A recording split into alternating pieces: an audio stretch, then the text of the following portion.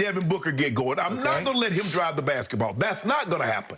Okay, he is really, really good. And that was a coming out party of sorts for him because we haven't seen him in a playoff game, and that was his first one.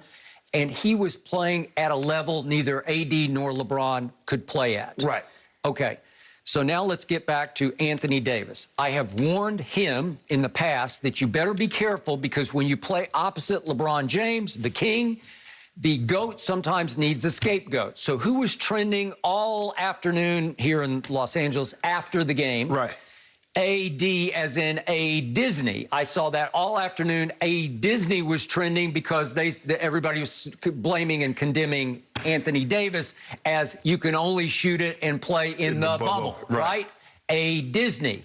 And I'm thinking, well, wait a second. A Disney just 2 weeks ago tonight against this same Phoenix team at Staples went 42-12. Yeah. 42-12? Exactly. Was that in the bubble? Maybe I missed it. Maybe they played that game on a neutral court in the bubble. Right. I think they played that at Staples. Right. 42-12, so I don't think we can write him off as A Disney. No, but Skip, the problem that they have is, Skip, I mean, 5 of 16, DeAndre Ayton, you destroyed DeAndre Ayton. And DeAndre Ayton looks like he took that personal. Says, I'm going to get you back. And he did. He more than held his own. And Skip, the problem that they have is that, and I get, Skip, when AD is guarding a smaller guy, when he's guarding, say, Crowder, he's guarding somebody, it's going to be harder because those guys play on the perimeter. So it's not as easy for him to get rebounds if he's playing someone that's close to the basket. I get that. But where he needs to punish those guys is on the offensive end. Jay Crowder, you 3-4 inches shorter than me. Bro, you can't guard me. He can guard you if you're out there 18 feet away from the basket. He can guard you and make you take tough shots. Get down on the block, drop a step, and go up strong. Okay, so this is what your man Vogues, as in Lakers coach Frank Vogel, said after the game. Phoenix brought a lot more attention to Anthony, obviously because of that game, 42-12 2 weeks ago. They did a good job limiting his touches and then bringing double teams when he did get it and making things difficult for him. They did. He was the focal point of their defense. They were going to limit touches and limit shot opportunities if he did touch the basketball.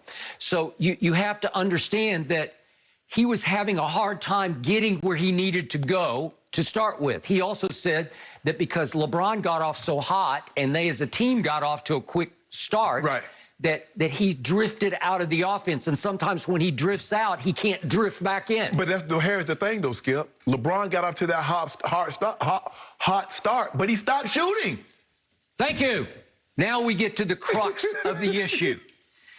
I try not to be too hard on LeBron James on this show, although I'm sure people think I'm extremely overcritical. But to me, the bulk of the blame for yesterday is on LeBron's shoulders because the focal point of Phoenix's defense was AD. Right. So in the fourth quarter, I just sat there and I said, okay, this is it. The king is going to take this game over. And I waited, and I waited, and I waited through the fourth quarter in which LeBron went 1 of 4 from the field. He went 0 of 3 from 3. He went 1 of 4 from the free throw line. 1 of 4?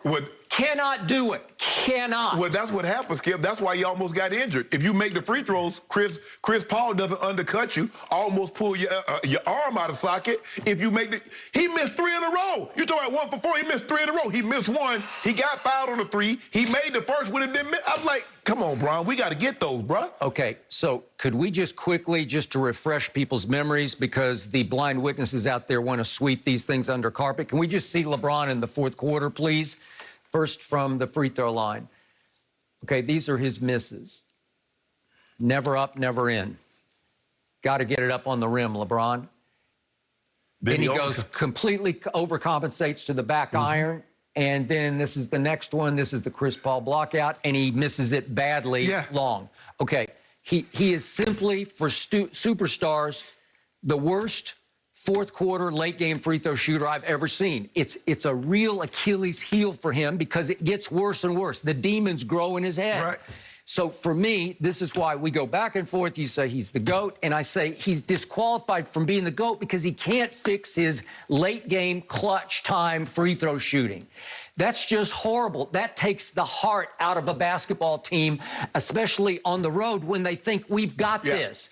It was up to him to not just to close the deal, to just slam home the deal in the fourth quarter. I kept waiting. I thought, this is his game on a silver platter because Chris is so handicapped. Skip, I honestly thought he was going to go for 20 in the first quarter. Okay, well, it looked like it. And by the way, he scored 8 in the first 4.5 minutes of the game. Yes. He made 2 threes, and he made another. And they were pure. Shot. I mean, they were from Flagstaff. They were pure. They were pure. And then I don't know what happened because I thought for the rest of the game, very weirdly, it was like weird LeBron disengaged. Right. I don't know. I kept waiting. Attack. Go into attack mode. I was waiting for that also. But the thing I think AD is going to have to understand, Skip, and he's going to have to get better at this. And this is why Joke is going to win the MVP.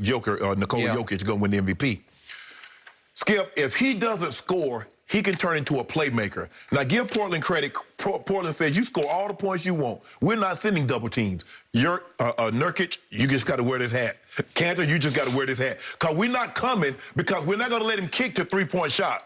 He had 1 assist. AD's going to have to understand, Skip, if I can't score, let me playmate. But guys are going to have to hit shots. Skip, well, look, we're not a good three-point shooting team. There's no other way around that. We are 7 of 26. You need to be a little better than that, even though you were 21st in three-point shooting. KCP struggled. He hit his first one and then didn't make another one after that. So they struggle from the three-point line. And what happens when the double team comes and AD kicks into somebody, you're going to have to make it because then if you start missing a bunch of them, he's going to like, well, hell, you missing. I might as well go ahead and try to force up a shot myself. I can't be no worse than what you. I trust me more than I trust you. So guys are going to have to make shots to give him confidence that he can he can pass it to him, and they can make plays. LeBron, again, had too many turnovers. What did he have yesterday? 5. 5. That's not 5 of their 14. Like I said, he likes to feel out. Bron, they didn't double you yesterday, bro. So they did not. Now you need to, y'all gonna leave Bridges on me head up? Y'all gonna let Drake Crowder on me head up? Okay, I'm gonna go to work. Okay, so LeBron said after the game, I love it when AD takes the pressure on himself, which he did. He took it all on his shoulders. LeBron went on to say, anytime he comes to the pressure, like accepts it, and tells you guys we can't win without him playing the way he played, he always responds. I will buy that. Yes. And LeBron's conclusion was, when AD is AD again, we'll be the Lakers. So I'm thinking, is he the best player on the Lakers? That's what LeBron is basically saying, is I need him to be the best player for us to be the best team. No, what I need him to do, Skip, the thing is I don't need him to do is sit around and watch me. If you notice, Skip, they always try to get the ball to AD first. Go through AD first. LeBron said, I got 260 of these playoff things under my belt. 130 plus 30-point games. So I know what to do in moments like this. He needs AD. They cannot win. There's a reason why you mortgaged your future for the present. You gave up a lot of draft picks. You gave up a lot of capital to get Anthony Davis for the simple fact, Skip, he's a walking 25 and 10. And yesterday, Skip, 13 points? Skip, what the hell I'm going to do with 13 points and 7 rebounds in 40 minutes? And they keep talking about Drum. Drum in 20 fewer minutes had a 10-7 ball game. Okay, so what's the answer? I mean, excuse me, 12-7. 12-7. But I keep telling you, Drum is the problem. The big penguin needs to be put on ice. Well, let me ask you, the big penguin played 0 minutes in the fourth quarter, and it didn't work. It didn't help. Okay. But I still say that AD is pushed more to the perimeter by Kareem Abdul-Drummond, as I call him. Like, once he's a lane clogger. He's a ball stopper in the lane and a lane clogger. Let me ask you a question. You just said it 2 weeks ago Sunday. That lane clogger, AD got 42, 12, 5, 3, and 3. The first Laker to ever have a stat line like that. Was Andre Drummond on the court? He was, but yesterday, your man Anthony Davis went 1 of 3 in the paint. 1 of 3? What I got to do with hell? Drummond wasn't guarding him?